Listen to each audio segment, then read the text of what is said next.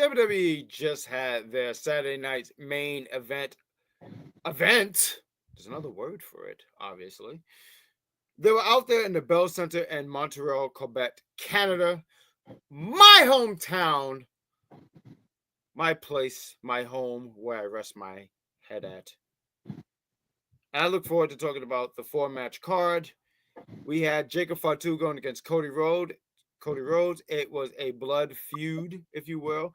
These guys have been wanting to get their hands on each other for a while. After one, Jacob Fatu cost Cody Rhodes the WWE Undisputed Championship.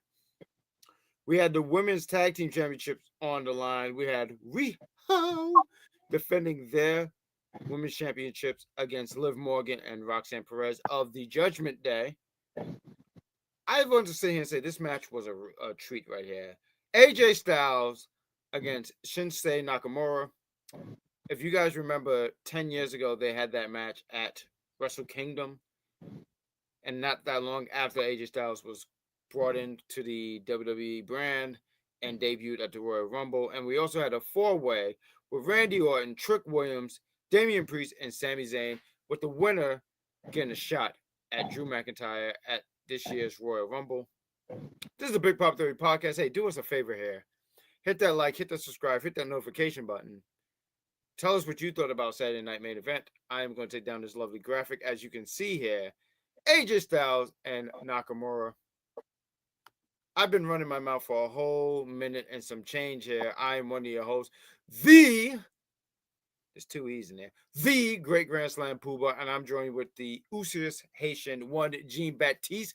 He will always inform you to drink some water. We got our favorite Mark Wins in the building with the muscles and the guns. And we have, yes, and say with me, yes, the smartest man in the room as he drinks his coffee, Rich Kings. Gentlemen, I want to say thank you for joining me for this review. This is our first review of 2026. I'm excited. I am pumped. I'm excited to talk about some Saturday Night Main Event. And I'm just excited to talk some wrestling with you guys. So, gentlemen, I know you guys are good, but the people watching, tell them how you're doing. Not all at once. I'm cold. Other than that, I'm doing great. It's cold up here in New York. Like, it's very cold. It's outrageously cold. I don't want to go on about how cold it is, but man, this shit sucks. Yeah, I think me and Gene are very cold as well down here in this lovely state that we reside in. So doing well, but cold as well. Let me take a sip of libation here. I need to drink the water. It's cold outside, but inside, no, I'm not cold at all. I have the heat on. I have my water. I'm good to go, my man. Yeah, because I was going to sit here and say Gene was telling us that he's good. So when you said that, I immediately said, this tag team is off to a great start. And I can already see who's going to be the one to turn on who off rip. And that's one Rich King turning on one Jean Baptiste. It showed right there. Jean Baptiste, not for nothing, because I've tag teamed with this guy for a long period of time. And I'm not going to lie, Jean Baptiste, I love you. You're going to be my guy forever, no matter what. But you cause your own downfalls. Every time. That's the devil. So we had Saturday Night Main Event. You know what? To get the blood pumping a little bit here, shout out here real quick as I'm looking at Mr. Cat, and he's just now he wants to be acrobatic. He wants to audition for Ringling Brothers. I don't know what's going on with this cat. Okay. Oh my God, guys! Real quick, it's 4 of us hosting here. Hold on. No, stop that. We have our fifth host here. We got Jeffrey Rhymes. He's such a great gentleman. He says, "What's up, fellas?" I did the NXT review show, and I said, "Hey, we're gonna go live after Saturday Night Main Event," and he said, "I'm there." And he always come through with his words. I always appreciate you. And I'm saying but I know we all do. So shout out to you. I give you a fist bump, my friend. Thank you. We appreciate you. We love you. We need you. Excuse me, let me take a sip of my libations. Jesus, are you sure that's water? But we got I'm glad that he's drinking his water. This is physical proof because right after this go off the air, I could promise that was the last time he's drinking water. But we got Jeffrey also going, black people, we hate to go. Oh my God.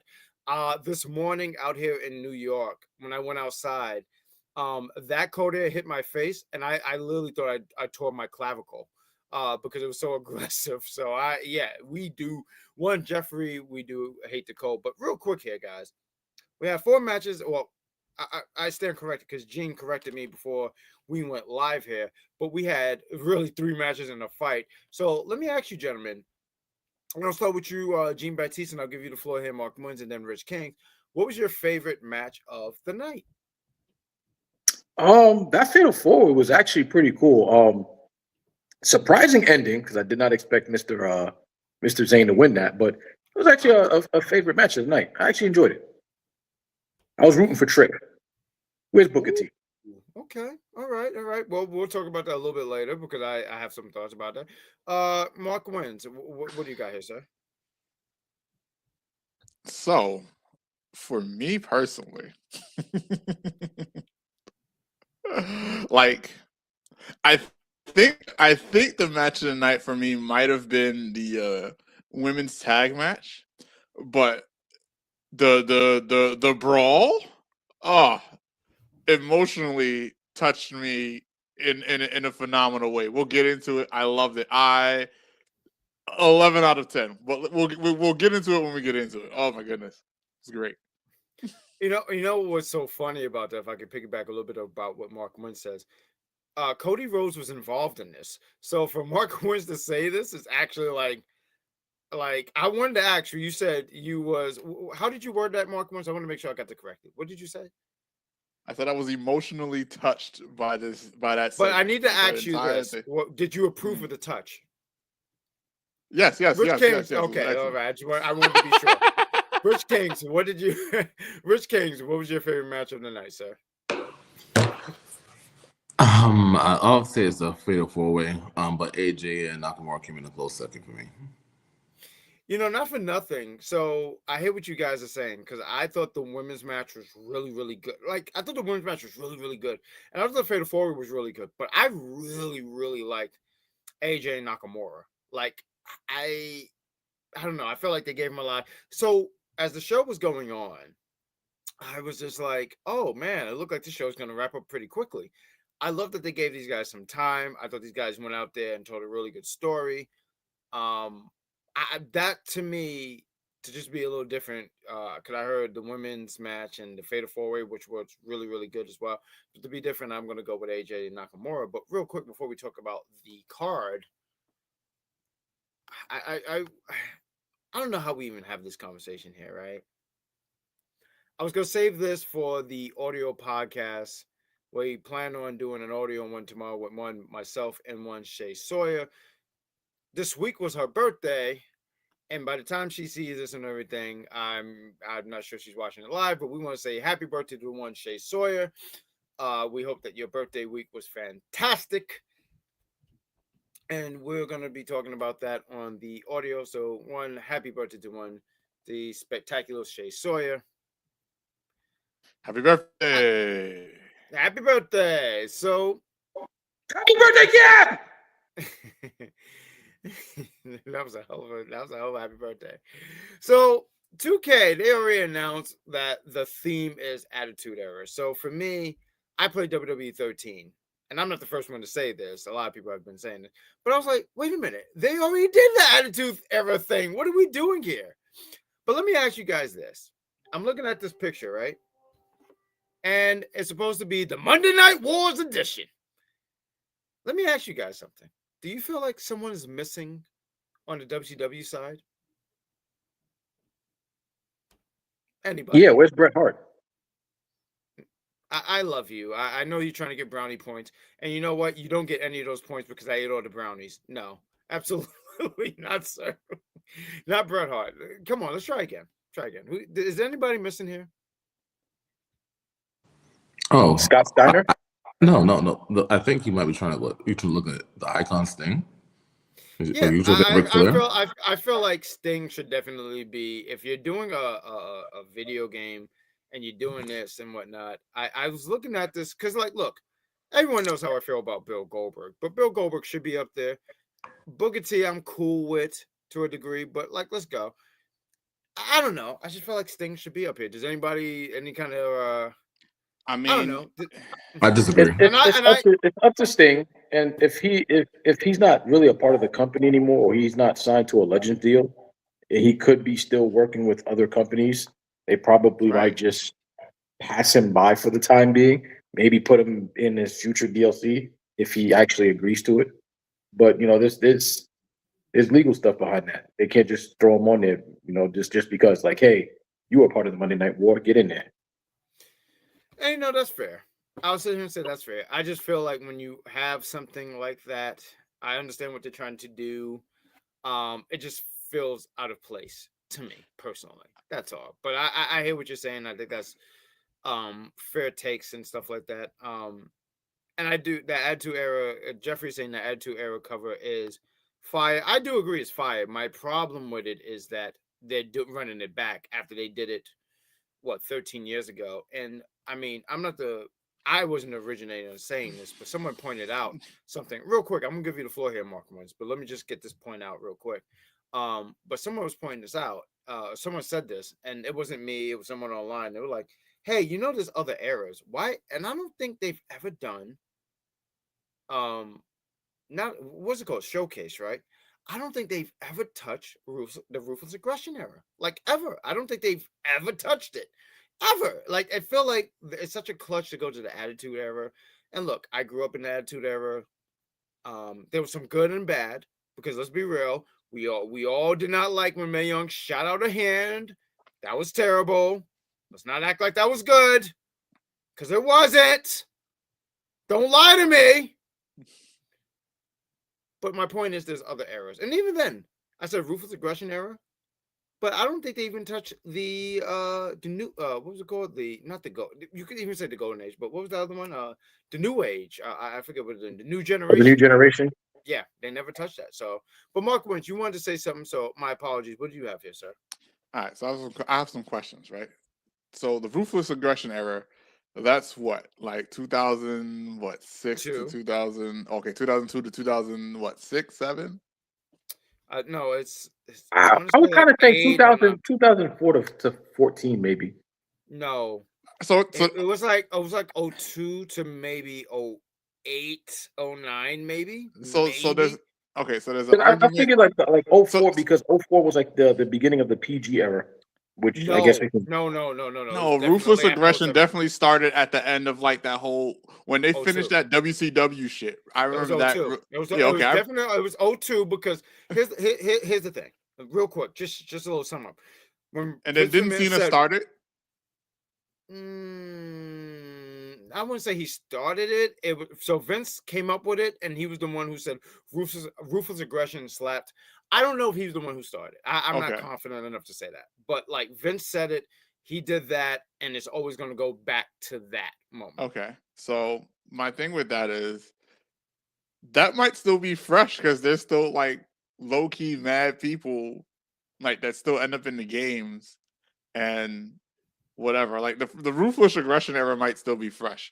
When is the Golden Era? Like when exactly is that? Because that might be like something in the 80s. All right, so that's probably something. We're talking about Hogan and Andre and Piper. Gotcha. That might be something that they should probably highlight more, like because that is something, to my knowledge, they have not highlighted. Like, yeah, they'll bring in some wrestlers and they'll do legend things, but they haven't highlighted the Golden Age or the Golden Era. My third question is it really that bad? Is it really that big of a deal that they're doing the Attitude Era again after 13 years? Like, it's been 13 years since they last done it. That would be like me being mad if and I don't think anybody, well, maybe LeBron fans are mad, but that'd be like me being mad that they're putting Jordan on the cover again in NBA 2K, which I think they are low key. But I don't know, like, I need to hear from people that play the game, like why is this a bad thing that they're redoing this after? Because it mirrors the lack of creativity they actually have in the company right now.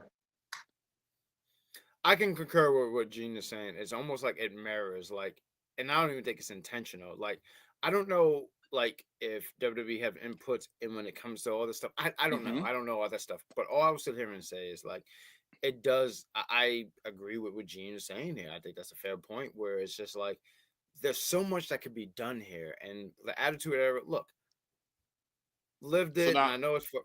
Go ahead, please. So now, my next question is: do you think that the Ruthless Aggression Era or the Golden Era would that sell as much, and would that be as big of a thing as the Attitude Era? Maybe not the Golden Era because none of us really grew up in that. But Ruthless Aggression definitely. There's been a lot of great moments in the Ruthless Aggression Era, and if you're trying to sell nostalgia, understandable. But we did the Attitude Era already. Like, what are we recreating in the Attitude Era? And especially if the showcase is just for Punk. If the theme for the showcase is Punk, why are we revisiting the Attitude Era? Like, Punk was clearly.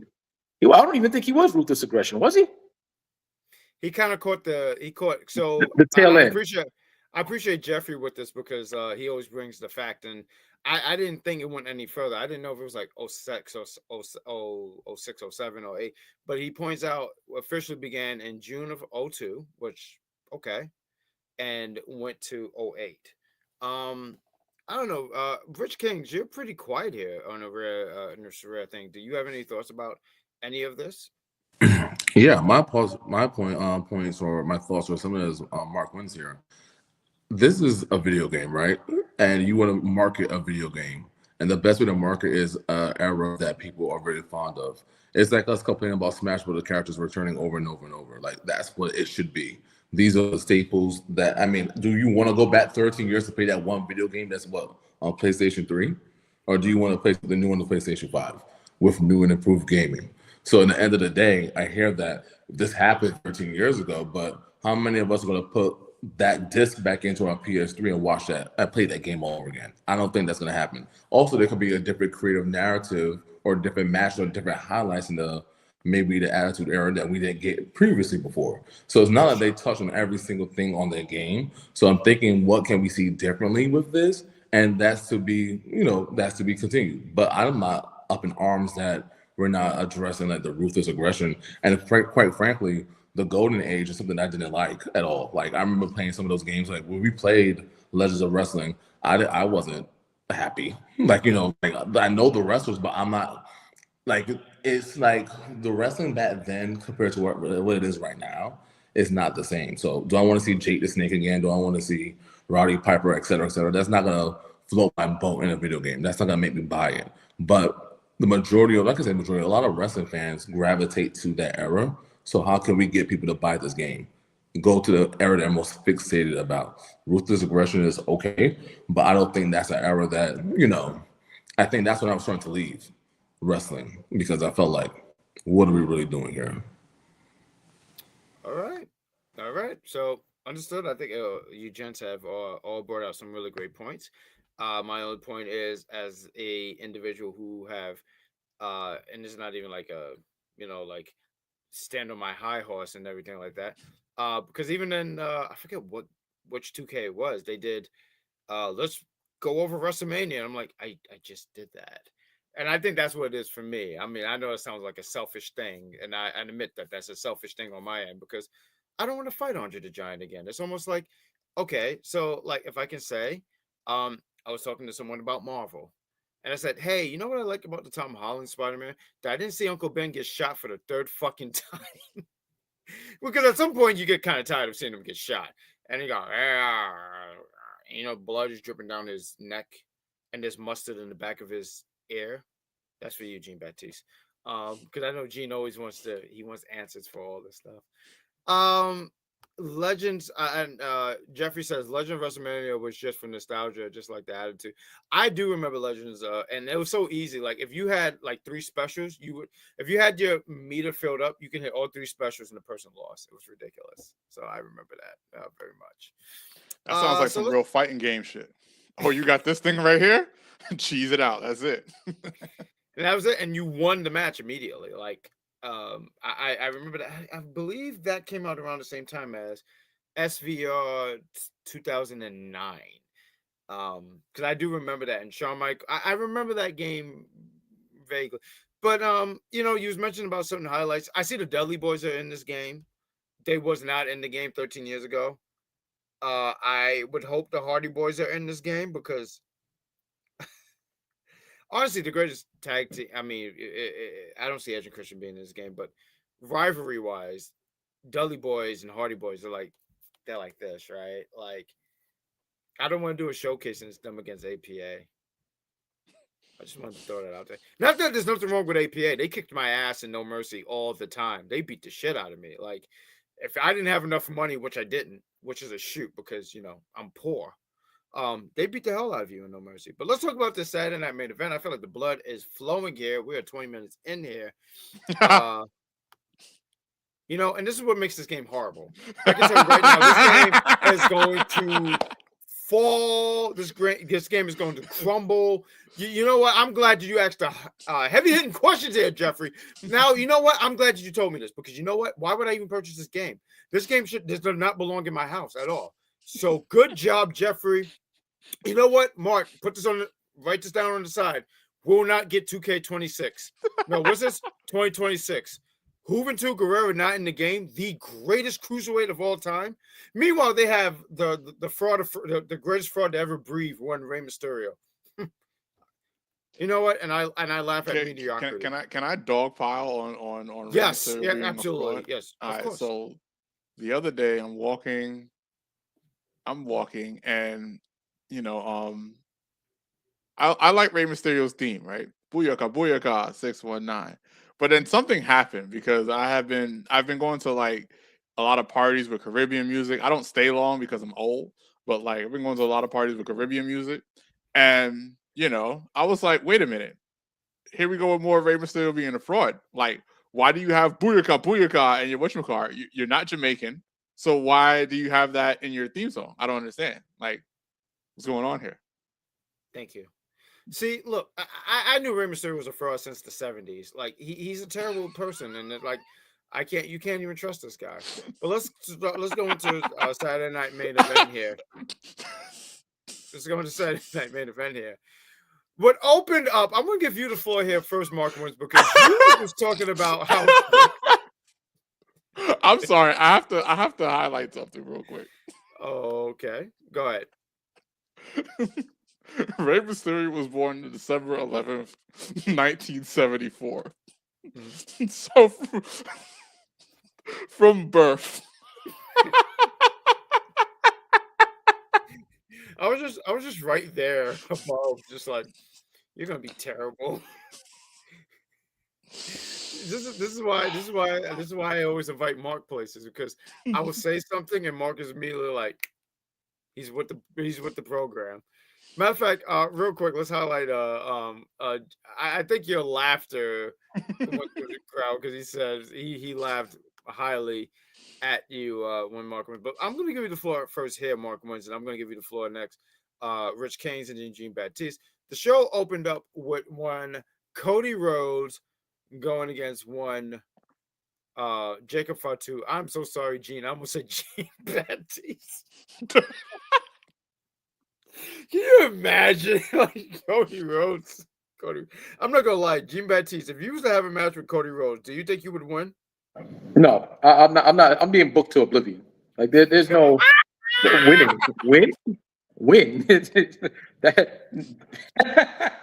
Win. I'll probably fall the moment he throws water on me. Come on now. I'm not gonna lie. I could see Triple H saying, "Fucking got him." But Mark wins. You said you was excited about this. I can't even call it a match, but a brawl. But please take the floor here. What did you give your thoughts here, please? All right, so I low-key kind of sort of like forgot to like look into any type of background information about what was going on in Saturday Night Main Event. So I had no idea like what matches was going on. Like this entire program was a surprise to me, right? And then I didn't even watch it immediately at the beginning. Like I started at 8:04. By the time I started watching it, Jacob Fatu was already on his way to the ring. Cool, whatever. And I think someone mentioned, and then boom, it's Cody Rhodes. And you hear his theme. So it's like, oh, Jacob Fatu's going for the belt. And then they say, oh, Cody lost his belt. And I was like, they did that? Oh my goodness. And they said, yeah, he lost 3 stages of hell. And first of all, when the hell was the last time they did a 3 stages of hell match? Like, what was going on while I wasn't looking? Blew my entire mind. So already I'm like, yes, we're we're doing great already. We're doing great already. It's 2026. This review is going to be fire, right? And then Jacob Fatu just starts going ham, and the match doesn't even start. They didn't even start the match yet. So I'm like, oh, what is going on? And then after a certain point, I'm like, all right, guys, y'all got to ring the bell at some point, right? No, we're not ringing the bell. We're beating everybody up. Everybody, they going back. Cody and Jacob going back and forth. I would like to say I think Jacob got most of the better of Cody, but Cody did get his little bit of offense. Not even a little bit of offense. He got a decent amount. I want to say I think it was 60-40. I'm sure if we rewatch the match, you can get a better ratio of offense to defense or whatever. And then the funniest part about this thing was that they was beating security's ass. It was security's over here trying to stop them, and nothing is happening. They are absolutely destroying each other. They're destroying security. We're going up the stairs. We're in the concession stand of the stadium. Security is this collateral damage. There was this one guy. He was like, "Think about the rumble," and then just got absolutely dominated. Like it was hilarious. I'm seeing Nick Aldis. You know, he's sitting here trying. He's not even trying to stop it. He's just like, he's just a presence. And I'm sitting there thinking, like, Magnus, do something. like help, like do something. So then, you know, there was definitely this one point where Cody and Jacob they team up to take out this one guy from security, like absolutely destroying everything. Then out of nowhere, our new eater of worlds, Drew McIntyre, comes in, destroys Jacob, destroys Cody, and is just standing victorious. And I'm like,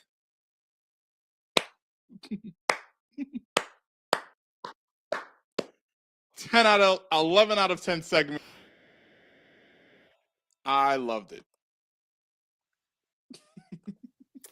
Next, Rich Kings. Wow.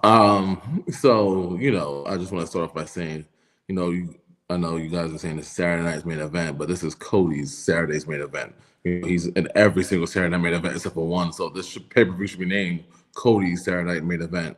So Cody Rhodes now, we're getting into him. Like I appreciate the brawl, like Mark said. It wasn't a match. I wasn't expecting that, and I think they did this to protect obviously Jacob's character and Cody, right? No, I'm not answering you right now. But it was a lot of action. I think it was so fast paced. So when Mark was talking about, I was like, "Are you saying it reminded you of TNA?" Because I was just so fast paced, and I was thinking about how Mark loves a fast paced match. It was just something was going on, and it was a proper way to open the show. It wasn't a fast brawl where it was a useless 5 minutes and we just was over with it. Like you said, they traveled around the ring. They was hitting the rails. It was hitting the fans were interacting. It was in the concession stand. That person deserved to go through the table right there. But I don't know. Like, so I would say this at the end when Drew McIntyre was there. Looking at Drew McIntyre and his attire, like sometimes I'm like, he's like a poorly made WWE character in the game.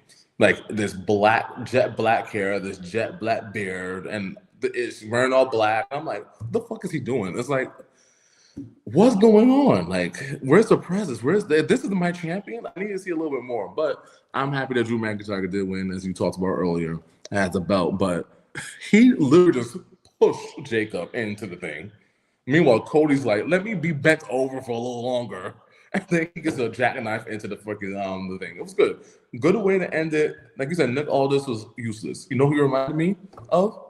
Miss Bell, a principal. Stop. No power, just yelling stop, wagging the finger. And then when it was over, when Drew McIntyre pretty much did all the dirty work that the security could do, he's there, approved. And he just walked away. So it was almost like, it was a good brawl, but I could have done without Nick Aldis. Drew McIntyre, you could wear something different besides a wife beater and these jeans. And, you know, that's all I have to say about that. Jean-Baptiste? I'm okay with the black jeans. I'd rather see the jeans than a kilt. I don't want to see this man come out in a skirt. I'm not gonna lie to you. Like if he comes out in a skirt, I don't know if you got anything on under there. Like if the wind blows up in Montreal, it's cold up there. Like I'm gonna see nothing but Canadian, not even Canadian. What is it? A Scottish ass. Like no, I'm good. I'm good on that. This brawl though, I definitely didn't expect it. I was happy to see it. Mr. Libations needed that ass whooping. The one thing that had me dying though was you bring out security, and security was just as useless as Nick Aldis.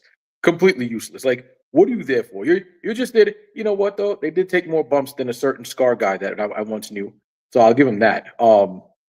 But security is completely useless. Nick Aldis was completely useless. Bell never rang. As far as I'm concerned, let this fight continue for a little bit longer. But Drew McIntyre was just hilarious. As he came out of nowhere. And I will agree, Rich Kings. That little push was just ridiculous. Like, he just said, he didn't want no smoke. He just said, leave. And when did Drew McIntyre start doing jackknives? Like, kudos to that. But awesome segment. Definitely a way to kick off the show. Yeah, definitely. I enjoyed it. I'll give that brawl a solid 8. Not a match, a brawl. That's how brawls should be done. F the bell, F the ref, F security, F Mr. Aldis. Let's just get it going. Hands. I think you gentlemen have some really, really great points here. It was a great way to start the show. It made me realize, though, as you guys were talking, like, wow, like Cody just don't lose at Saturday Night Main Event. It's either he don't lose or there's going to be a no disqual. Either way, he doesn't lose or there's going to be some kind of screwy finish. So just a quick question for everybody real quick. Is it me or just like Drew McIntyre almost has no aura? Like, he got almost like very little reaction interfering. I'm like, what's going on? Was it just me? I can't tell you what the crowd feels and stuff like that. I'll let Drew McIntyre, like I hear what you're saying when you're saying like, oh, it didn't seem like that reaction. I can't explain why, and he didn't get a better reaction or a better reception than that. But I like Drew. I like that Drew is having his moment. I don't see him going into WrestleMania as WWE champion at all. But I like that he so a few things. I like that he interfered because one, I called it. It was one of those things I was like, yeah, I could see there's not going to be no winner here. And I don't think I was the only one who even thought that. And you guys were talking about the jackknife. It wasn't Kevin Nash-esque, but it was a pretty damn good powerbomb. And I like that they protected Jacob Fatu because, like, if I'm being honest, so Cody has taken the mantle of one John Cena, right? And you must say, what does that mean? That means he doesn't lose. I saw this post, right? Let me see if I can find it real quick. And I'm just interested in seeing what you guys think the order would be. Let me just take one. Matter of fact, someone talk for me so I can find it. And we'll get into the match. But I thought the match was fine. Thought the brawl was fine. I think it did what it had to do to get to the very next thing. And for me, I said, oh, well, he interferes and it's going to be a triple threat match. But now I don't even think it's a triple threat. Now that now realizing like, hey, there was a number one contenders match. So but I still do think we do get a triple threat. I just don't know when. But so let me see if I can find this real quick. Go ahead. To answer Rich King's question about Drew McIntyre not having any aura because the crowd didn't react. As much as I hate to agree with that, I have to agree with that. Like, when I was watching the match, right, I saw Eater of Worlds. He came out, he said, fuck you, Jacob. He said, fuck you too, Cody. And was just like, I am here. Right? On some all for one type shit. Not one for all for one. But thinking about it, there wasn't that big of a reaction there. And that kind of sucks for him because it's like, damn, there wasn't a reaction. And it sucks because, like, I'm so happy that he has the title because he has put so much talent over in the past, 2-3 years? I might be exaggerating. I might be lowballing it. A little bit more than that. But yeah, okay. Yeah, so like, I'm definitely happy that it is his turn. I like it. And I hope that you sat there and said that he's not going to have it into WrestleMania. I hope he takes it into WrestleMania and goes beyond. Yeah. I love that. I want to say, I was just get this right. I'm not saying that he's bad. I'm happy he's a champion. Right. But when's the last time you seen a champion that no reaction? And then No reaction. They right. don't even play his music. Like we went to a dark with nothing. It's just him staring. I wanted to sit here and run this by what you guys think about this. One thing first, before we get to the next match, I'm trying this Canada Dry Fruit Splash. So anyway, I'm going to get to this Fatal 4-Way match. I wanted to see what you guys think here. So it's a Fatal 4-Way elimination match. Who wins and what order elimination? And you can take your time with this. No rush. So we got 2026 Kurt Angle. And by the way, this is WWE. Kurt Angle, 2026. I mean, 2006. 2007 John Cena. 2009 Randy Orton. And 2022 Roman Reigns. I could tell you what my order was, but anybody who wants to go and see, take a chance to see who gets eliminated and who is the winner here. Say that lineup again. You said 2026 Kurt Angle. No, 2006 Kurt Angle. I'm sorry, I messed that up. My apologies. 2006 Kurt Angle, 2007 John Cena, 2009 Randy Orton, and 2022 Roman Reigns. And this is supposed to be their power, like their. 2022 Roman would probably be the second to last eliminated. Who wins it? Cena wins it. Okay. Cena wins it. Prime Cena wins that. I would say Orton is the first to be eliminated, followed by Prick Angle, but Cena takes it. Yeah, I'm gonna go in a different direction there. So Randy Orton first, then I have John Cena, then Kurt, and Roman wins. See, I have that, but that go. That what Rich King said. Orton's out first, and then Cena, and then Angle is out unless we're in a TNA ring. If we're in a TNA ring, right? See, I said that too. The conversation changes. If we're in a TNA ring, like the conversation changed. The first two are definitely out. I think it's Randy Orton, Cena. I think that's definite. Angle versus Roman. If we're in a TNA ring, I'm giving Angle, right? Otherwise, in literally any other ring around the world, I give it to Roman. But see, that's what I'm saying. I'm assuming this is all a WWE ring because I had Roman ruining. So when I had this conversation, right, and I'm gonna give a shout out to the executive consultant because he put this in the chat, and I'll tell you my exact order because I wanted to make sure I got this right. I said 06 Angle's out, 09 Randy's out, and 07 is out. I said if this was 2010 Cena, it's a different conversation. Because that Cena was at his prime. He got DDT'd on concrete and said no, and then proceeded to win the match.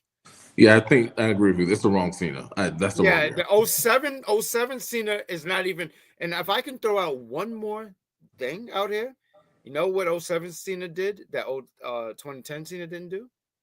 That's right. In 07, he lost to Kevin Federline. That wouldn't happen in 2010 John Cena. Wait, and you what? can say. Look it up. I need lore. What are we? What are we talking about, and how did this occur? It happened. No, I forgot about that. I literally forgot about that. I know, but see, this is why I'm the wrestling encyclopedia. I never forgot that, and I always because I hold grudges and I hold on to things that I hold on to flaws. So that's what I do. But no, that's really a thing, though. But I wanted to see what you guys think about this. But let's get into this match here next, and I'm gonna give you the floor here, Rich Kings, and what you think here because it's 4 matches. And I know we have already went the distance here. Ooh, excuse me. But Rich Kings, what do you think about this match? Women's Tag Teams Championship is on the line. We had the Women of the Judgment Day going against Rhiyo. Rich Kings, take the floor. What did you think about this? It was a very, very exciting match. I think this was obviously the first road match we got, but like for the first pay-per-view, first Saturday Night Live, or what it's called again, making names up here. But this was a really, really, really great match. The women just consistently put on the shows, 4 great talented women. I was happy to see that it lasted as long as it did, because normally sometimes I kind of shortchange some of these matches, especially for the women's tag team match. And I know we were talking about this years ago, and even up to last year, like, you know, do you really need the women's tag team titles? And what they're showing is, yes, we do need these women's tag team titles, even though there's a lot of makeshift teams, granted, but it's giving them a chance to get on the show and put on a performance. So really great in-ring movement and stuff like that. I did appreciate how Raquel, like, my favorite part was Raquel took out Rhea Ripley, onto the referee. That I haven't seen that ever. So for me personally, for her to land on top of the referee and the referee out for so long, he must have been, I don't know what kind of fatigue he has in the bedroom. But if he landed like that and he was out for 5 minutes, I mean, my goodness. So, you know, seeing Stephanie come in, taking out Raquel, that was really like whatever. But the ending was great. I didn't even see the tag that they were talking about. I'm like, when was this tag? Until they showed the replay, and I was like, oh, okay, you got that one. But it was a really, really, really solid match. I loved it. I know who said it was their favorite match tonight. I think Mark, was that you? So I'm gonna pass off to you next. I mean, I enjoyed the match. I want to hear how you liked it differently than I did, but really, really solid match. I'm happy. I mean, I'm happier with the result. Yeah, I really enjoyed this match. It started a little slow and then it picked up in no time. So my brother was here and we was watching the match. He left shortly after, but my brother was here. He watched the match, and even he was enjoying it to some extent.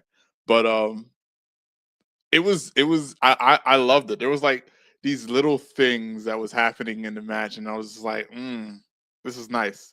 Like the one botch in the match was I don't remember who was getting pinned, but they had their shoulder mad high, and in the ref counter was like, "Ref, what are you doing? Stop that!" I think Liv was getting pinned. I don't remember who she was getting pinned by. This might be a hot take, but not to say that Rhea and Liv were bad, but personally, I think Roxanne and Io carry this match. They were so good, and they did such good shit. If to quote one Vince McMahon, like there was this one part where where Roxanne like basically broke Rhea's ankles to break up the pin, and that was hilarious. I was like, let's go. Liv, on the other hand, she's over here directing traffic and Roxanne to keep Rhyo out. Meanwhile, she's already doing that. So, like, in my opinion, on a in a kayfabe way, where it's like obviously we know what's going on. Liv cost them the shot. Liv is the one that cost them that match. Roxanne was the MVP. Liv fucked up. Not necessarily, like I said, she did her part. She did great as a wrestler. She did great, but like Liv fucked that match up for them in terms of like if let's say for example I don't know that this is scripted and I'm thinking this is real. If I'm looking at this as a real match, Liv cost them the match. I'm like, because Roxanne was just on it. Roxanne was the MVP. Io was a close second. Once again, not that Rhea and Liv were bad. They were still great. But I feel like they were the ones that like carried the action and carried the whatchamacallit. All right, because Io was out here breaking double team. She defeated like 2-3 different double team attacks from Liv and Roxanne. And I'm blaming Liv for that. But yeah, it was lovely match. This was my match of the night because that brawl was not a match. That's the only reason why it was a match of the night, because that brawl was not a match. Because otherwise, no, maybe if it was, my bad, I'm rambling. But yes, I did enjoy this.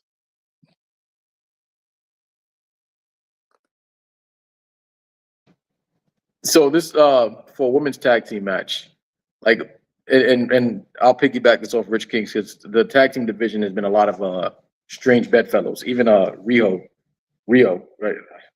I swear I don't know how to say it. I don't know if it's Rhyo or Rhiyo. I'm definitely going off the Grand Slam poobah over here, but it's been a lot of strange bedfellows. And I used to say this to the Grand Slam poobah all the time. Strange bedfellows can sometimes produce phenomenal tag teams. We've seen throughout history. The Bar being one of the biggest examples. This matchup was actually really good. Pretty good from beginning to the end. The ending sequence, I definitely had to see the replay as well, because I kept hearing Michael Cole say, "Tag was made, tag was made." And I'm just like, where? What? How? But that final sequence was actually pretty good. Of course, we got to see the return of Stephanie Valkyrie. Glad to see that the boot is off. I think she was out with an ankle injury. That was a nasty little ankle injury too, but it was kind of cool to see. I kind of feel like her cross body was a little bit botched, like Raquel was a little too far back to catch her like how she was supposed to. But, you know, small mistakes. Either way, this pretty decent matchup. I really thought Liv Morgan and Roxanne Perez was going to take it. I'm not going to lie to you. Really thought so for the way the pace was going. Solid matchup. Definitely a 7.5 out of 10. Yeah, I'll give him a 7.5 out of 10. Pretty decent matchup. I loved it. I thought it was fun. I thought it was a fun match. You know, when I think about this women's tag team division, I mean, they've put a lot of more focus in it. And, you know, you guys are talking about makeshift tag teams, you know, Charlotte and Alexa, they've been a tag team, for close to a year. And Rhiyo, or where's it? Rhiyo? I'm pretty sure it's Rhiyo, but Rhiyo. I'm going to make sure I got this correct. One, Jeffrey is helping us with the pronunciation here. You got the Judgment Day women. You have Bailey and Lyra Valkyria. And the number one contenders here is Nia Jax. And no, it's not. I think they do get a shot, right? Last Legend and no, it's Julia and yeah, they are Kiana getting James. a shot. Oh, right, they won that match yesterday. You're right. Okay, correct. Right. Which I actually look forward to.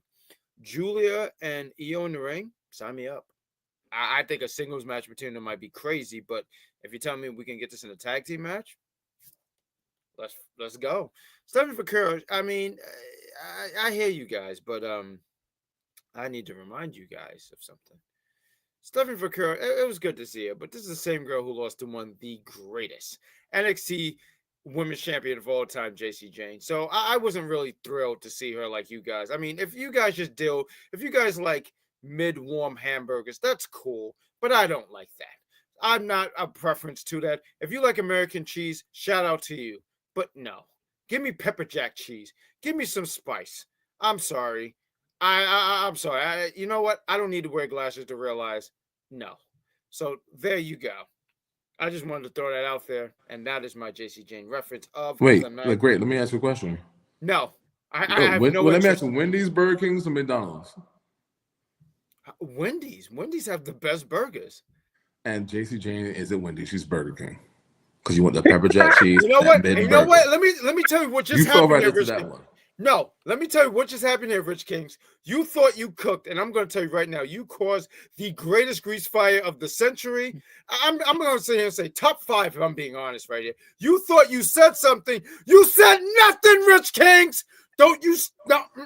Wait. How does Burger King make their burgers? Off a flame, right? There we go. No. You know what? I agree. Wait. Time out. Wait a minute. Hold on a second. Y'all like Burger King y'all like McDonald's burgers over Burger King burgers? No. Okay. I'll just check. Because the top burger for me is like that. No, we're talking about the franchise here. I don't trust Gene. I don't trust you, Gene. I think when Mark asked that, you immediately said, "Oh no, this seemed like a trap." And I felt no. You can't say nothing because how many times have you and I back in the day went straight to White Castle, the #1 burger spot of all time? Well, no, it's not number one. You mean #1 murder burgers, but yes, absolutely. Oh man, me and him both have died on the side of a toilet. Yes, he's right. That's absolutely right. Unfortunately for me, there was collateral damage. No, seriously. I think I walked through Queens one time and I said, "Oh yeah, my boy was here," and I just kept moving. But yeah, no. But go ahead, Rich Cage, you wanted to say something? Oh no. We can move on. But Burger King, yeah. Yeah, if we're talking about franchises, yes, McDonald's is the greatest franchise. But if we're talking about burgers, I personally think if it's not a quarter pounder or a double quarter pounder with cheese, but that's a different discussion. Yes. A different day. No, I love all this. You know what? I'm not blaming Rich Kings for disrupting the system. How dare you, Rich Kings? Listen, how dare you sit there? You know, I call you the smartest guy in the room, and you just you messed it up. You messed it all up. I want you to know that now I have to give that gimmick to somebody else. Let me see. Well, let me look in here. Mark wins. Jean Baptiste. Oh, right. Jean Baptiste. How would you feel to be? Nah, I'm just kidding. Let's move on to the next segment here. Let's move on, moving forward here. I love Jean Baptiste because he could have punched me in the face a long time ago. But Gene, I'm going to let you start off with this match here, sir. How did you feel about this one? So one of the, I didn't take a whole heck of a lot of notes here when it comes to this match, but something that Michael Cole said, because he was getting his points here tonight, right? WWE, in a lot of ways, sometimes they don't really acknowledge stuff that's outside of their bubble, right? But I love that they mentioned something over the lines here in this match, right? The first time that they faced was in 2008. So I'm assuming this was in a TNA ring because AJ did not join New Japan until if it was a 2013 or 2014, I forget, but it was one of those times. And they've since had a bunch of other matches, and I believe that the first match they ever had was in a tag team match. And the match that, and I'm gonna give it the floor here, but just a little sum up here, if you don't mind here. The match that I got familiar with Nakamura was the Wrestle Kingdom match in 2016, 10 years ago. And 10 years later, they face each other, and potentially well, from what I understand, there's something online where it said Nakamura said this is going to be the last time that they face each other. Well, AJ's retiring. He is retiring, and AJ Styles next Saturday will be going against Gunther with his career on the line. I have thoughts about that, and I might save it for the podcast. I might even just ran my mouth a little bit about that. But Jean Baptiste, I feel like they gave this match a lot of time. I felt like these guys went out there and had a really solid match, but I'm going to give you the floor here, and I'll take it after. But then Rich King, sir, take after Jean Baptiste, and then Mark wins. So it was definitely an instant classic. It's been a while since I could call a match that. It was really good from start to finish. AJ Styles, if this is his final run, this last, I'd say, 6 months has been doing some phenomenal things, like memorable highlights. Take you back to Raw, maybe a month and some change ago, where he caught Kofi Kingston off the rope for a Styles Clash, which was actually pretty cool. This match was actually just as good. I think there was somewhere midway through the match, I think Nakamura ran right into AJ's knee. It looked like a makeshift Kinshasa, which was actually really dope. And then you had the calf crusher that Nakamura countered into an armbar, which was also really dope. It was really cool to see these guys really go for it. That phenomenal forearm to Styles Clash finisher, just the icing on the cake. This was definitely an instant classic. And I didn't see their match at Wrestle Kingdom, but I'm glad that they still had more than enough left in the tank to recreate the magic. So kudos and hats off to AJ Styles. That's definitely a phenomenal one. I don't know if we'll ever see another one like that ever again. Yeah, it was a great match, honestly. Obviously, AJ Styles comes to the ring with that mask. I was like, what's this mask about? And here comes Michael Cole, the narrator, giving us the behind the scenes is why that is. So that was great. Another mention the mask in the comment too. Look at that, right on cue.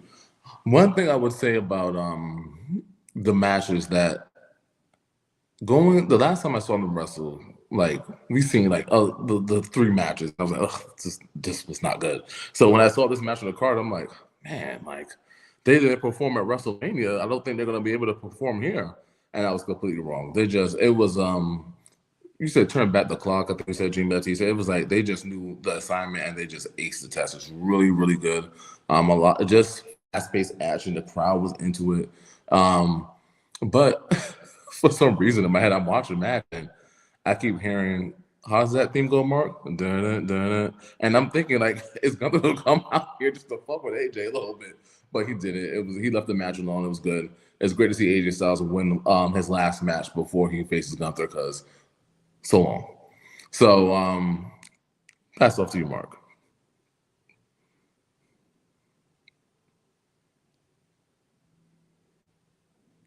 My fault. This was a great match. I did enjoy it. It's interesting, right? Because there's still this nostalgic part of me that wants to see the high flying version of AJ Styles, and I don't get it.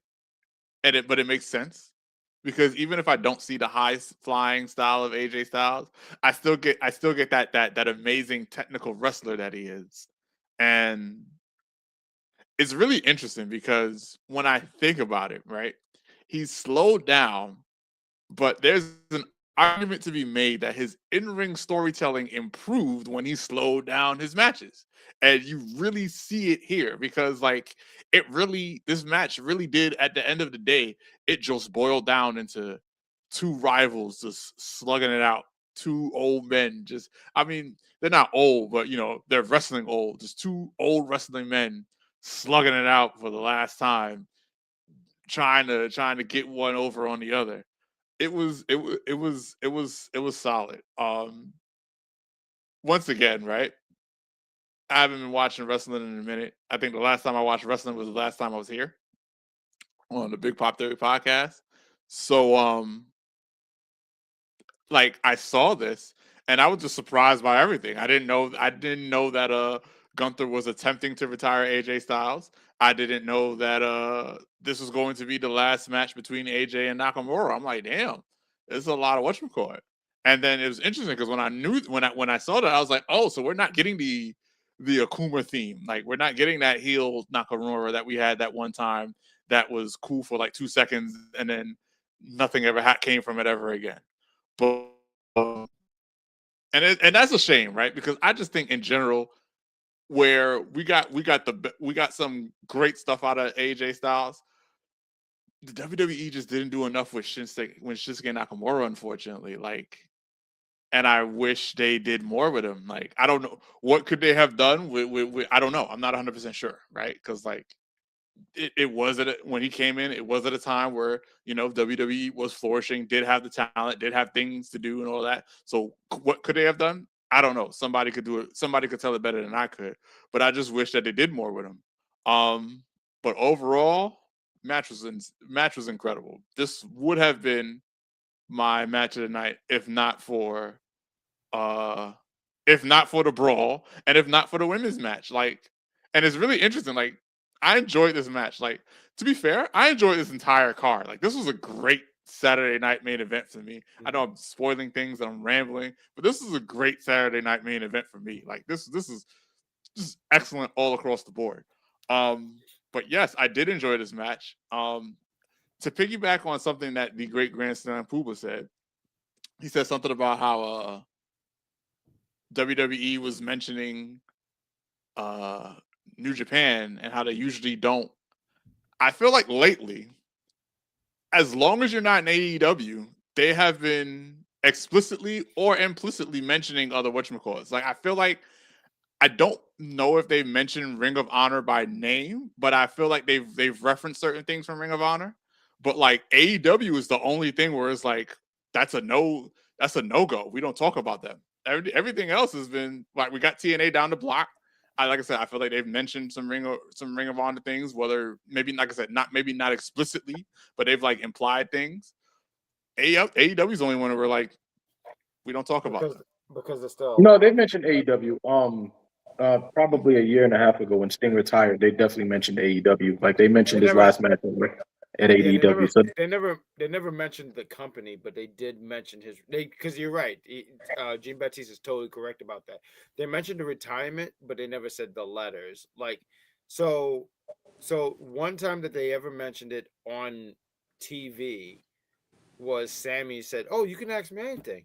Ask me about AEW," and this is before AEW became a thing. I forget what it was with Corey Graves and him. It was some kind of segment, but I'll say this, because you was mentioning how they'll mention these companies and maybe mention them without the initials, but kind of mention them in passing without saying the letters, right? So with AEW, 2 individuals or 3 individuals. So I do a lot of the reviews on the NXT review show on a Popular Review, and we have Sean. I almost said Sean Stasiak. Jesus, I time warp. But Sean, what's his name? Oh my God, Sean Spears and Ricky Saints, and he was like, "Hey," and Ricky Saints used to be in AEW. Both of them used to be in AEW. But anyway, Ricky Saints said, "Hey, what happens if this don't work? You can always go. Guess you burned that bridge." I was like, Okay. So they didn't mention the letters, but they obviously, if you're in the wrestling bubble, you're like, oh, gotcha. Unlike AEW, who will sit here and say, "Hey, WWE," they'll mention WWE every chance. But listen, whatever. Listen. TNA kind of did that too. I digress. I really like this match. I thought these guys went out there. some of the Rich Kings were saying like the matches that they had. What year was that? Was that 2018? It was 2018. It was 2018, right? The WrestleMania Yeah. and stuff like that.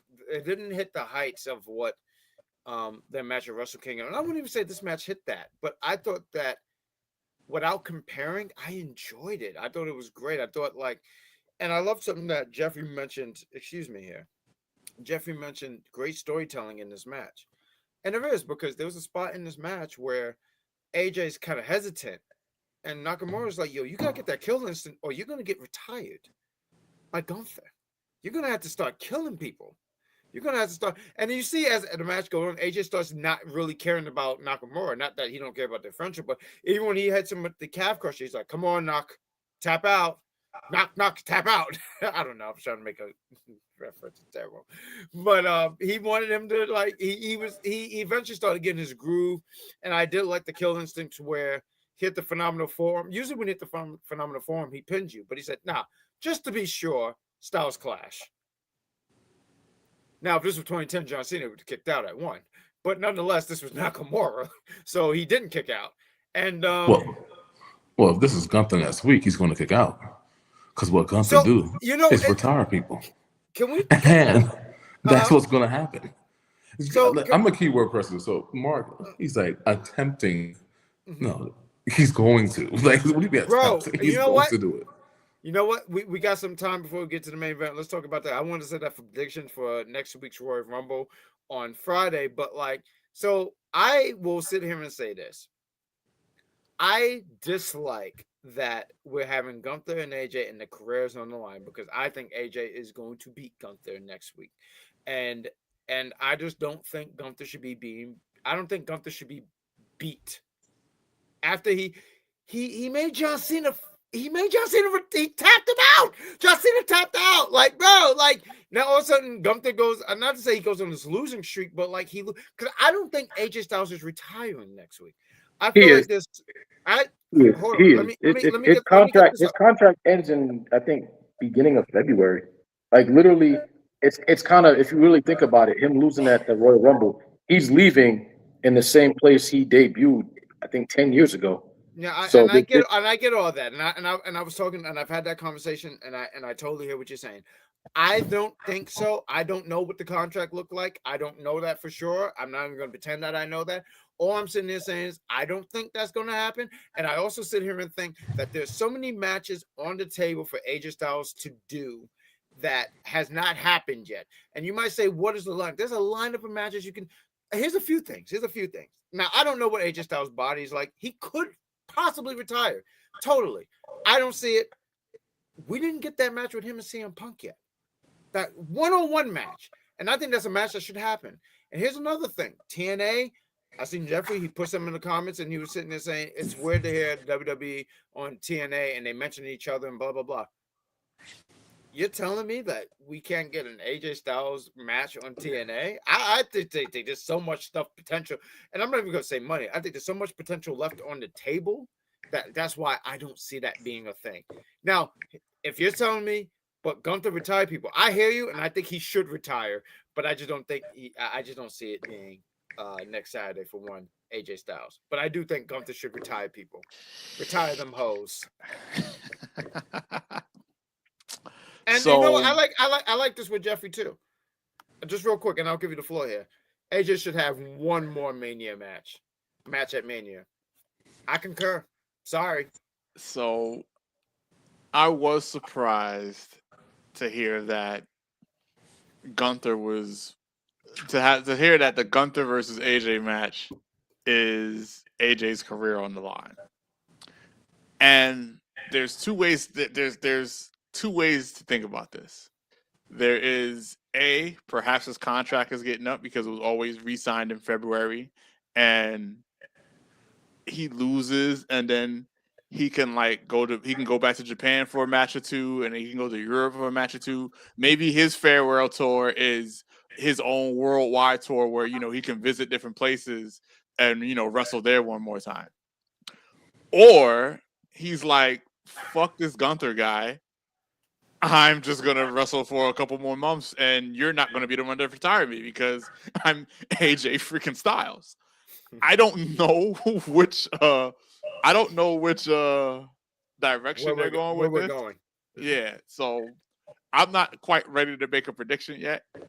I guess if and when we do that prediction show, and if and when I'm on it, I might have more. I have time to sleep on it. But those are the two directions that I'm seeing. But like I said, I don't know which way. And I feel you, but like I have my prediction and how I feel, and I'm not saying I'm correct, but it seemed like both Jean Baptiste and Rich Kings, you are on point now. Now you guys are an official tag team until Rich King's turn on you again, Jean Baptiste. But you guys are on the camp of AJ Styles retiring next week. This is the thing. Why have this? Why put the stipulation on the line? Right. What's the purpose? What to say? What? All right. So if can I answer that? I'm sorry. Can I personally answer sure. that? I think that they're doing that just so when Gunther goes into these retirement matches, which by the way, when it came to retirement matches, it wasn't their careers on the line. It was just their last match. It just happened to Gunther beat them in their retirement match. So now Gunther has this thing where it's like, I kill careers. And he goes into it and go like, oh, you don't know I'm the killer, the career killer? Oh, you want this match? Put that career on the line.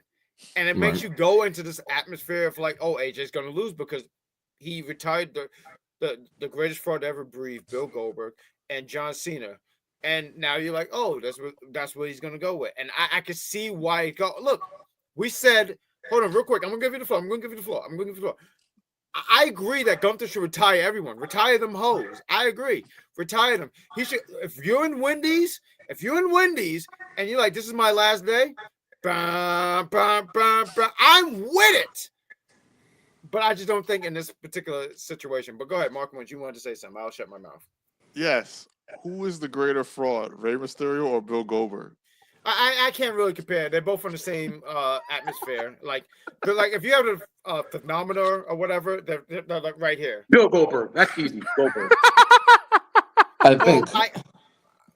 Well, if you ask who's the biggest fraud, I think if you're a wrestling fan, right? And if you're not a wrestling fan, if I tell you Rey Mysterio, Bill Goldberg, you go choose. Oh, I know Goldberg because of the hype. Bill Goldberg's just a hype train. Or he's like, or like, is his career? I think if you match Rey Mysterio's career, his career might be close, in my opinion. I agree. But at the end of the day, Bill Goldberg is what's that insult? Go ahead. I'm sorry, I gotta look up this insult I have. No problem.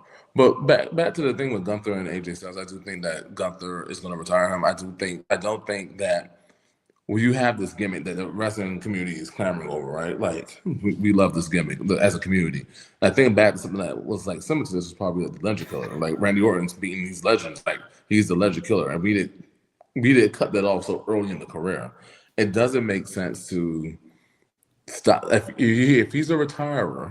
If he is that person to take you to the graveyard, he needs to consistently do that. Jesus Christ, that was. He needs to. It can't be. Oh, listen, we missed a step here. Oh, we're going to a car accident today. That's why we couldn't make it to work. No, he needs to get rid of them and get rid of them now. Like that's it. Unless don't tease we don't need the we don't need the tease of a retirement match. We can just have a match. You know. I love that. I love that Rich King made Gunther like the Grim Reaper. Like I just image him. What's that thing that the Grim? That meme, right? Yes. Not the meme. What's that thing? Yeah. Now I just want to AI picture of Gunther with this. Do any of you guys watch Traders? On Peacock? It's a great show. So that is cloaks that they're wearing. He needs to come into the ring with a cloak and come down the ring like it is over. Let's go. Well, I mean, honestly, I think Gunther would be a better Undertaker. It sounds like he said, "Take you to the graveyard." The Undertaker.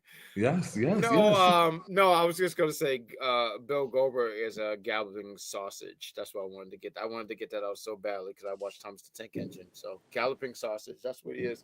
But I don't know. I mean, that's insane. And if anybody really understood the innuendo behind that, it's god damn. But we'll get to the main event here.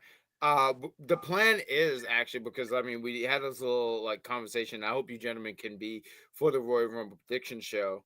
Because I would like to talk with you guys about the Royal Rumble. Royal Rumble is, I'm sorry, what Rich Kings, what do we call it, the Royal Rumble?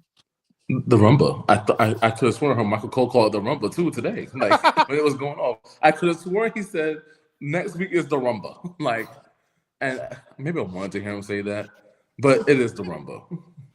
I always love like.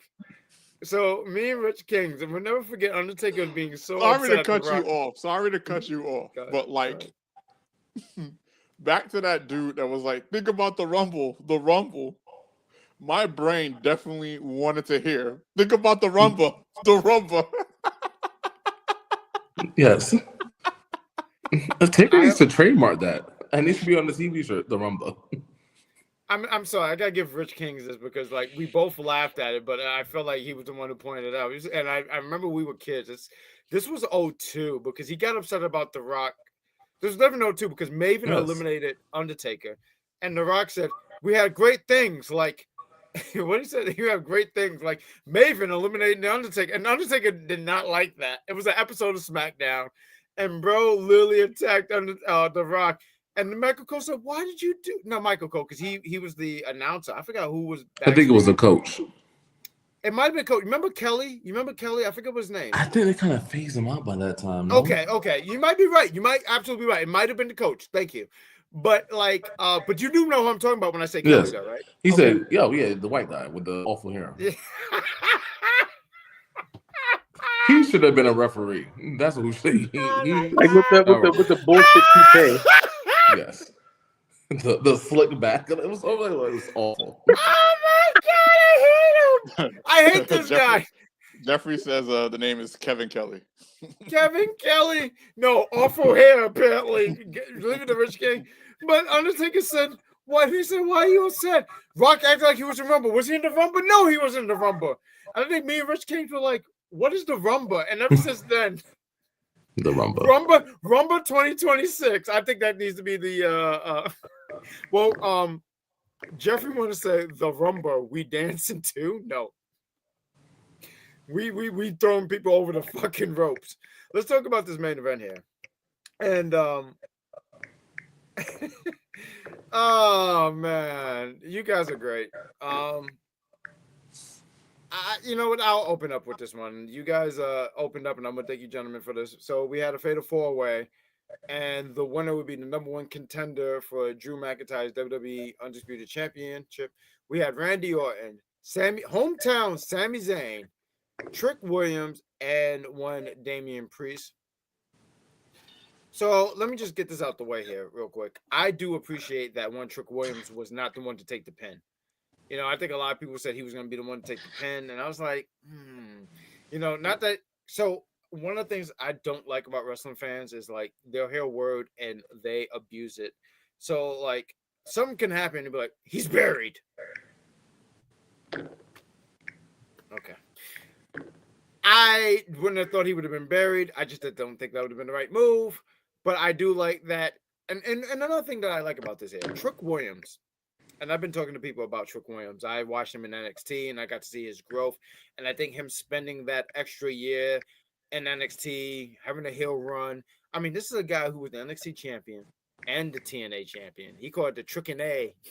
Yeah, Trick and A championship. Because you get it because his name begins with a T. Trick and A championship. And he spent some time, worked on his heel stuff. And I just think he's a star, and I think eventually he will be a champion.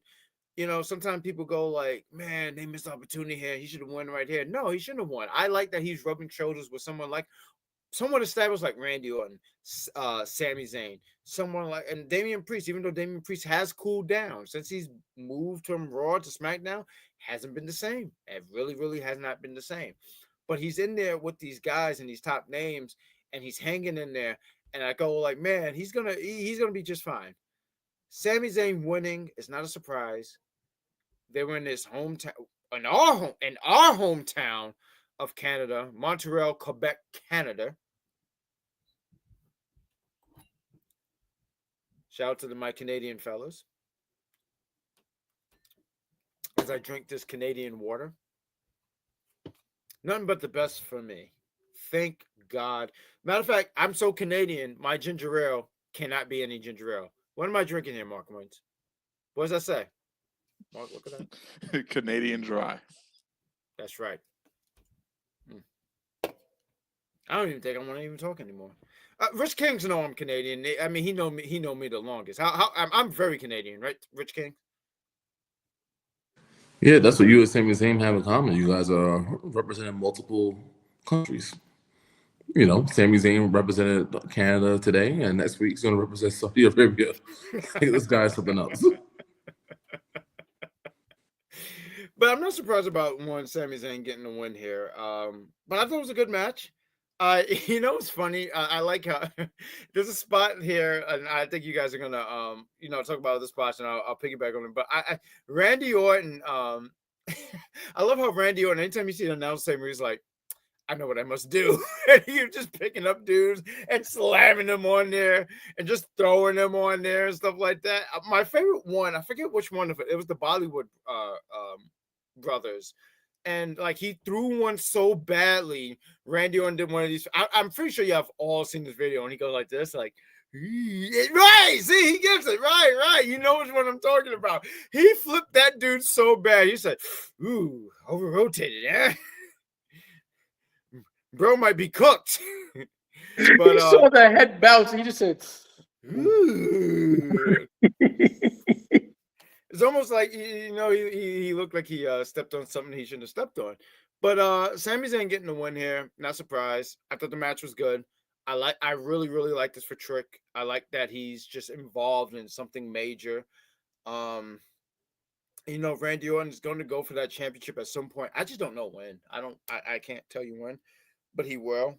And who's the other? Damian Priest. I don't know what goes on for Damian Priest. I just feel like I don't know what direction he goes for. I feel like they still like him, but I don't know. I don't know. I just don't have no clear-cut direction for him. So, I'll just keep it in order here. Jean Baptiste, Rich Kings, and then Mark Wins. You guys can tell your thoughts here about this match. And, real quick, let's get into the comments because Jeffrey's here. We want to make sure we highlight you, sir. He says, he's Canadian, eh? Yes. You get a slam, you get a slam, you get a slam. Yes, everybody get a slam. Look underneath your chair. What did you get? A slam. He said, yeah, he killed one of those brothers. Yeah, it was the Bollywood boys, right? I forget. Yeah, it was definitely either that or the Singh brothers, one of them. Yes, that was what their names were. It was the Singh. Thank you. But Baptiste, please give your thoughts about this match because you have. I enjoyed the fatal four-way. I was happy to see Trick Williams get himself into the main event scene. Definitely a bright young rising talent. Damian Priest. I like Damian Priest. I really do. I feel like the biggest mistake they made with him is they try to jump him into the main event scene. Like I feel like you should have just gone through the mid-carders first, get your mid-card title, see if you're ready for that, and then shoot yourself up to the world champion. I still feel like he might have a shot again in the world title again, but probably not anytime soon. Hopefully it's before God forbid a retirement or major injury. Sami Zayn winning. Like when he won, I just looked and said, really? We're doing this again? Like for what? You're not beating Drew. Stop it. Like you're not even. I don't want to see another underdog Sami story. I don't. And I don't want it to be Drew McIntyre to be suffering the wrath of that bullshit ass storyline. I'm kind of sick of Sami Zayn. Like I ain't gonna lie to you. Sami Zayn is just like we get it. Oh no, just stop. No.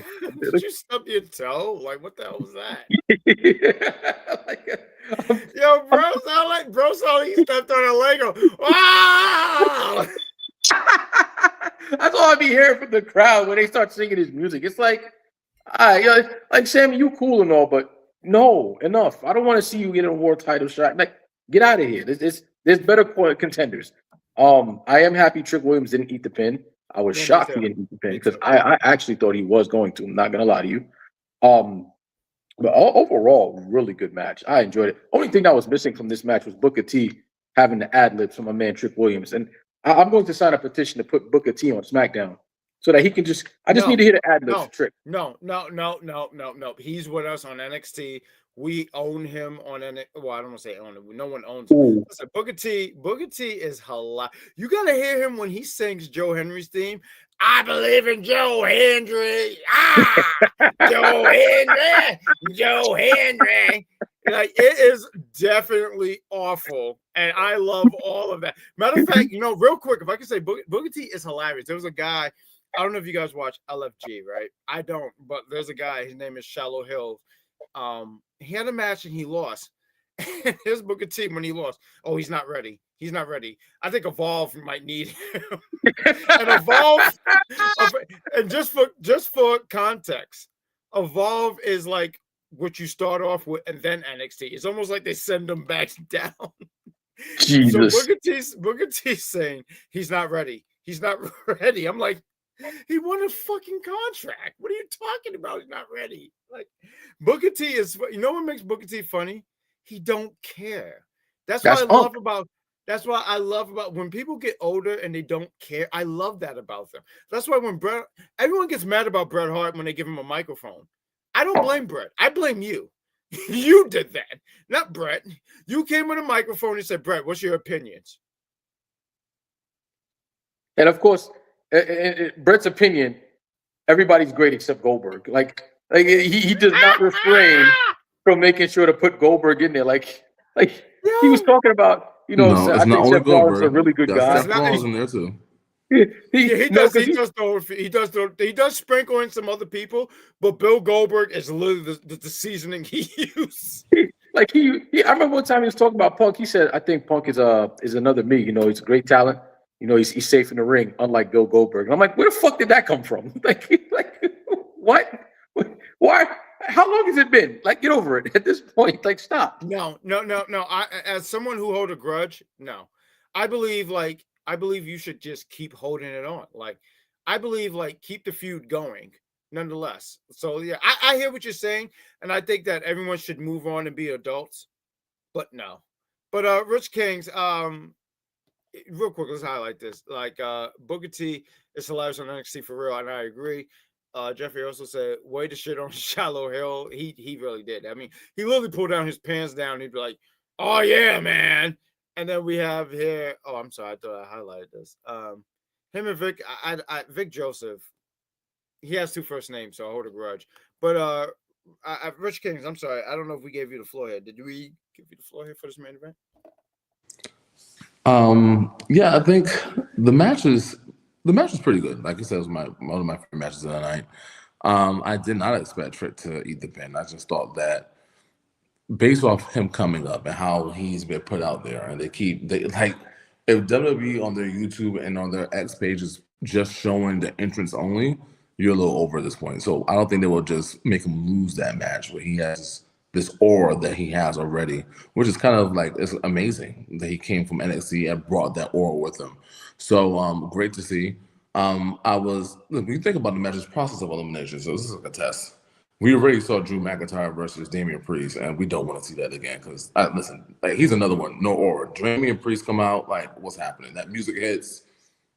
What's going on? It's like take a deep breath and it's going to be okay. Just 30 more seconds. Move on. So it's just not something that you like. I don't see that match happening at the Royal Rumble.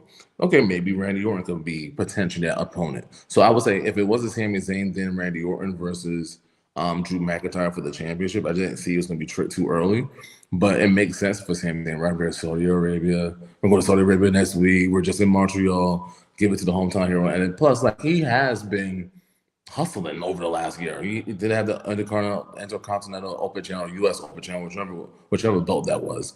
And he has that woe was me character isn't the same anymore. It kind of felt like it kind of fell away to okay, I'm actually gravitating to a different type of person. So do I think he's gonna win this week? I do not. But I do think if that would be the better match, I'd rather see at this stage of the game if it wasn't going to be Randy Orton. I don't think Trick is ready. And I think you want someone like that at the Royal Rumble.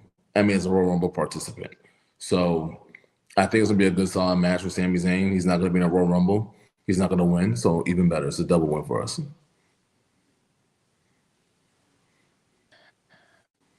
Great match. I enjoyed it. Once again, like I said, I enjoyed this entire card. This was This was a breath of fresh air. It's a pleasant surprise all the way through. Hadn't been watching wrestling, but to come back and see this, excellence. Disclaimer: this is a joke, but I think that Randy Orton is obviously racist because he slammed Trick Williams into the table far more times than he did everybody else, and I thought that was I thought that was absolutely ridiculous. Obviously, it's a joke, but it was just something I noticed because I wanted Trick to win. I understand he probably shouldn't have won. I get it, but like I wanted Trick to win. He came close. He had the IQ. He was doing the things that he needed as a the new guy to come in and try and win. I still like Damian Priest, but I have to agree with Rich Kings. He also has no aura. So like him winning this match was just like, that's not going to be the play. I initially thought that Randy Orton was going to win the match. And then I heard the crowd go absolutely apeshit for Sami Zayn. And I was like, oh no, he's going to win this, isn't he? And it was absolutely, of course. Like I said, it's a joke, right? Like in my logical mind, at no point do I actually think that Randy Orton is actually racist. 100% joke. 1000%. You don't see color. Huh? What? You don't see color when watching these matches.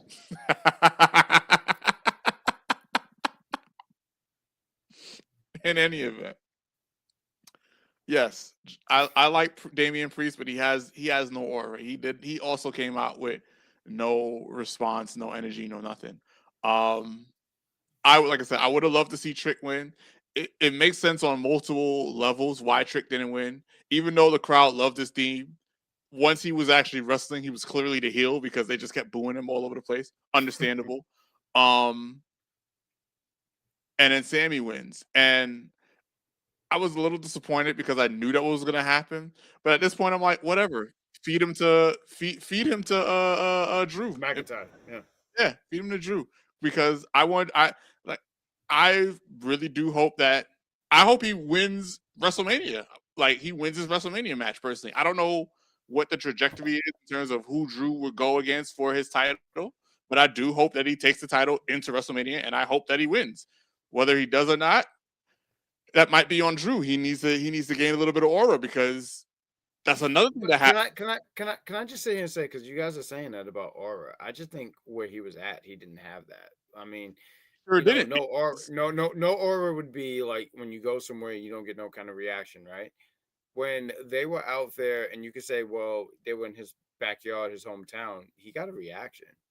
So, like, I just don't know what this Canada crowd, and not to say they had anything against him, but like, I just don't know why they. But there was a moment at the end of this match, right? He comes in and he tries to, attack Sami, and we get another Kyrie Irving-esque ankle breaker where like he misses, and then at this point, Drew just has to leave, like, and boom, once again. No aura. Like, you get no aura points for that. Like, you are the champion. You came in, tried to, like, get the upper hand on this new challenger, and you did it. Honestly, he was better off coming out and just staring menacingly at this. But instead, he came in and he just missed. Like, he went for attack, and Zayn was like, weave, and we just not. Yeah, it was so, yeah. Once again, to be fair, I ain't watched since the last time I've been on here.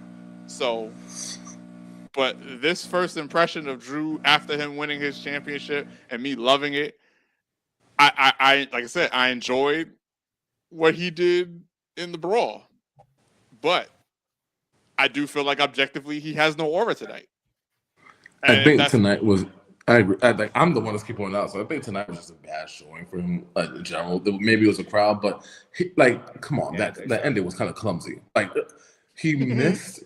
And then he goes out the ring and he's talking shit, and then the fireworks go off while he's talking. I'm like, did he get the firework? Like, what's going on? That was hilarious.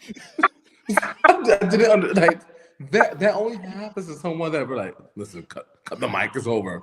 Like, what was going on there? Like, today was just a bad day for Drew. Like, and I did want him to beat Cody and win. I'm on the same page as Mark here. Like, I want him to win. I want him to be successful. But tonight, like, say if I took a hiatus from wrestling, I saw him, I would have been like, what? This is your champion? Like, what's going on? Is this your king? Nah.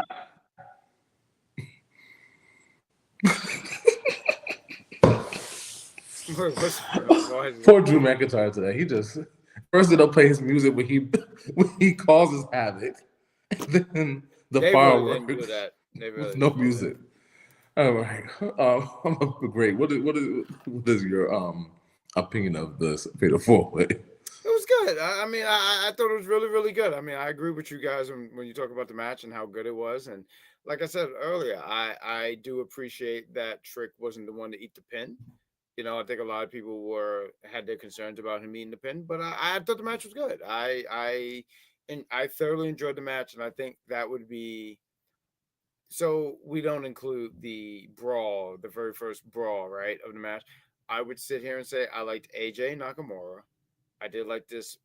I'll put the main event third, and I'll put the women second because I thought there was a lot of good action there. I agree with one Mark Wins when he said, like, because sometimes Saturday Night Main Event the matches can be, right, or not even it just don't have enough time, or just there's so much to be desired, right?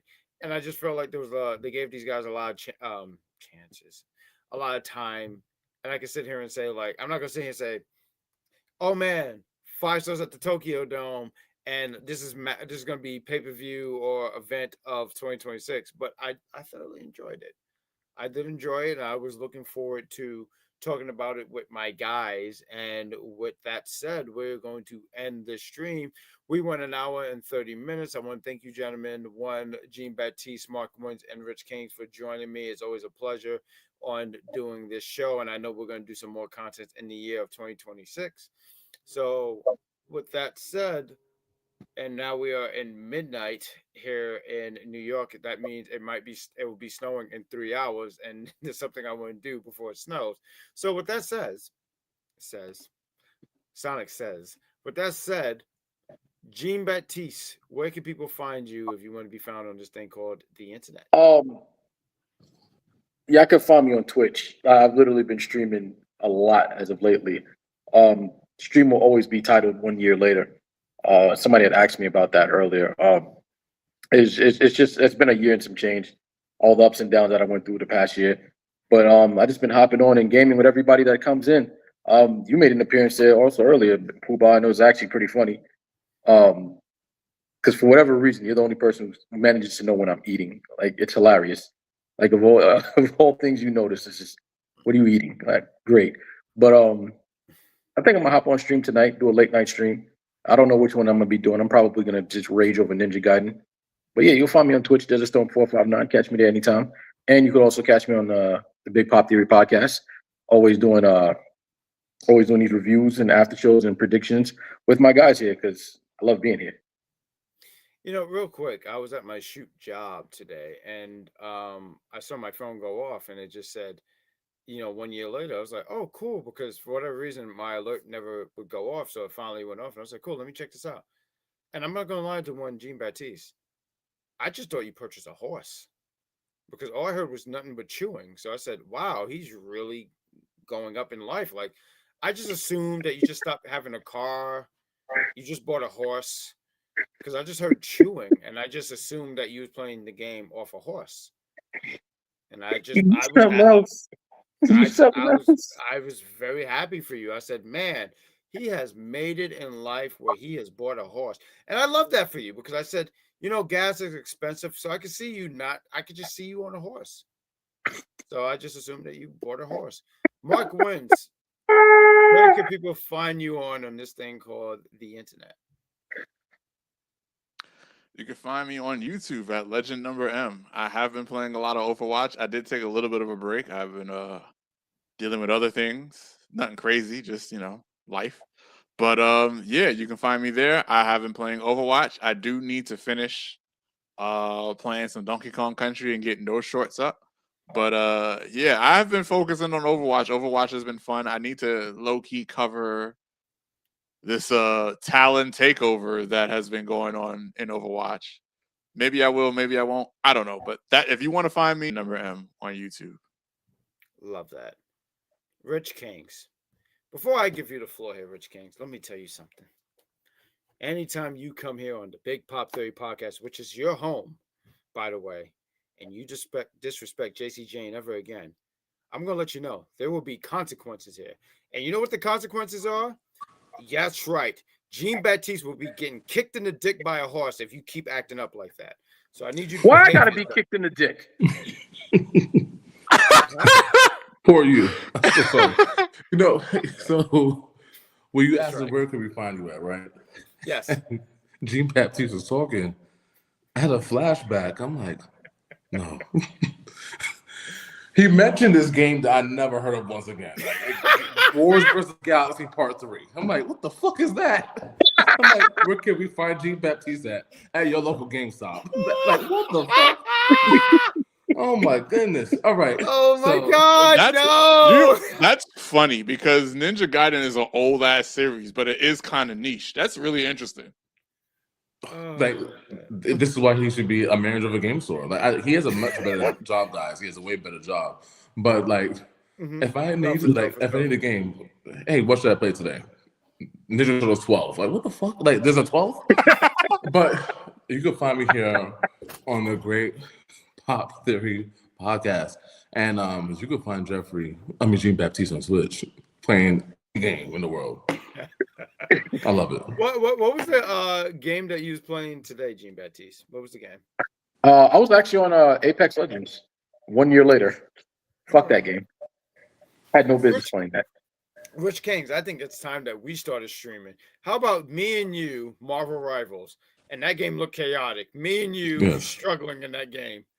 I think we need to do a podcast with Jean Baptiste. Is this a game or not?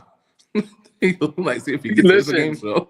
I've been doing that sometimes. I'll literally pick up a random bad game and just say, I'll play the bad game so you don't have to.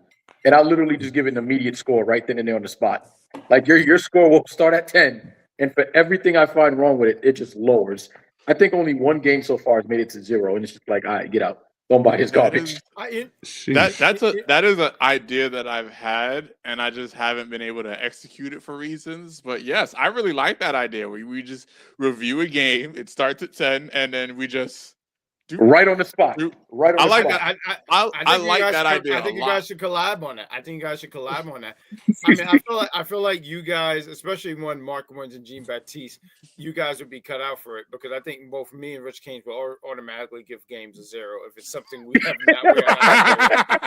Like, I think is that fair to say one Rich Kings? I feel like that's absolutely. That's fair. What was my rating on Street Fighter? What 5 or Street Fighter 4? I already know what it was. They move like statues. It wasn't even ranking. It was just they move like statues. And I was like, huh? I'm out. No, he never picked that game up again. He said, no, fuck. Matter of fact, one of my favorite pictures, I wish I could find it, is when we had the Smash Championship and he just stepped on it. Like, I don't know why. That was always my favorite. If I could find that picture, that would be the picture when he calls me. That belt was getting passed around. That belt saw a lot of action that night. But that belt had the time of its life. But real quick, all seriousness, the Big Pop Theory podcast is a wrestling podcast. We also have an audio. We try to go every other week at the moment when we talk about wrestling, and I think wrestling is going to be fun talking about this week. We're going to talk about the stuff with AJ Styles and Gunther. Finn Balor and CM Punk had a really good match on Raw. We're going to talk about the stuff on NXT. There's some new faces going on, and who won that match?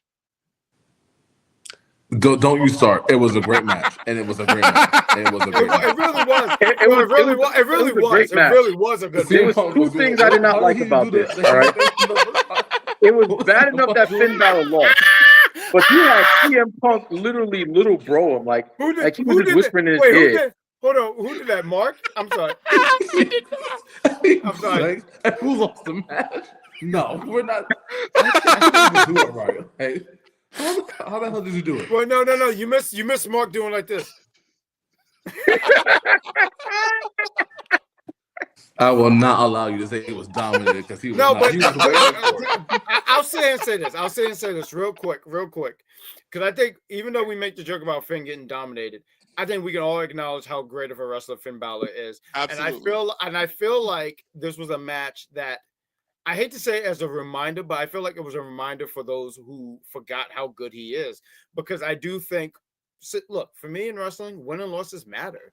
And when you lose a lot of steam. And I think that was something with Finn. And I might use it again tomorrow when we do the review here. But you guys know my cousin, Anthony, and he said, "Hey man, my favorite wrestler is Dolph Ziggler, but he loses a lot." And I get that because you want to cheer for some. I don't want to call Dolph Ziggler a loser or Nick Nemeth. Now he's Nick Nemeth. I'm not trying to say he's a loser, but when you lose a lot, you kind of just lose steam. And I believe that to be a real thing. And I don't think so. Nick Nemeth, in his Dolph Ziggler days, yeah, he lost a lot, but he gave us a lot of memorable moments. So it's like, okay, so there's been all those things. So after now I'm going to say Survivor Series because his last one, to my knowledge, was the Intercontinental Championship match he had with Miz. That's where I was going with that. Him and Miz was definitely that the Iron Man Survivor was definitely like the Iron Man thing. That was just a performance of a lifetime. Like, and then you got him versus rest in peace. What is his name? I can't remember what his name was in WWE. Luke Harper. Him versus Luke Harper. When I think NXT had put on one hell of a show. They did. Those two said, "Nah, we ain't going out like that," and they put on one hell of a match. I believe it was for the Intercontinental title as well.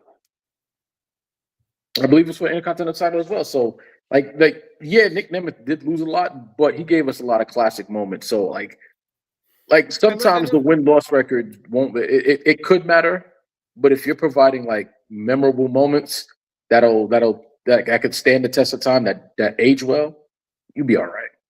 I think you're saying some fair points, but I do think that it still does matter to a degree. I think it matters on the person, and I think when someone like Finn, so not to take anything away from Nick Nemeth, but I don't think his run was as the same as Finn. Like I look at that NXT run and how even when he was on the main roster in 2016, 10 years ago, and when he came in, he won this Fatal 4-Way. He beat Roman. Then he had this great match with Seth Rollins. It was my second favorite match of SummerSlam because the other one was AJ and John Cena. They fucking killed it, and I would love to review that for this year. I'm hoping we just got to find a way to watch it the way how everything is scattered, right? But I just don't think he was. I just sit here and say he was almost like he was destined to be this guy, and because he got hurt, he got punished for it. That's what I feel like in a way. It's possible, but I'm gonna give you one big example of how win-loss records don't matter. Jinder Mahal.